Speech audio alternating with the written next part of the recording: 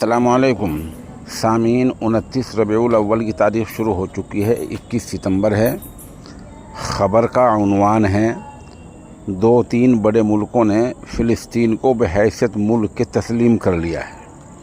उनमें बरतानिया, ऑस्ट्रेलिया और कनाडा हैं।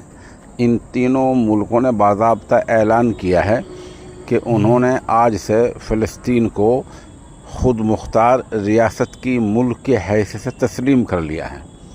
अब सवाल ये पैदा होता है कि इन मुल्कों के तस्लीम करने से फ़िलिस्तीन को क्या फ़ायदा होगा। इस सिलसिले में अर्ज़ है कि इससे आलमी सतह पर दबाव बढ़ता है, अक़वाम मुत्तहिदा में दबाव बढ़ता है।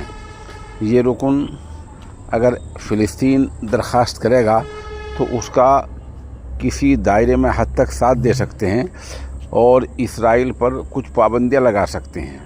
ये बड़े मुल्क हैं, इनकी अपनी गिरफ्त, अपनी पकड़ है, अपने प्रोडक्ट हैं, अपने हथियार हैं, अपने हवाई जहाज़, इनका सब कुछ है।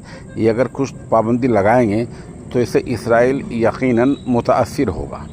और जिन हालात में इन ममालिक ने ऐलान किया है उससे बज़ाहिर ये लग रहा है कि अक़वाम मुत्तहिदा किसी मीटिंग में इसराइल से पहले दरख्वास्त की जाएगी कि वो फ़िलिस्तीन को 2 रियासती हल के तौर पर तस्लीम कर ले।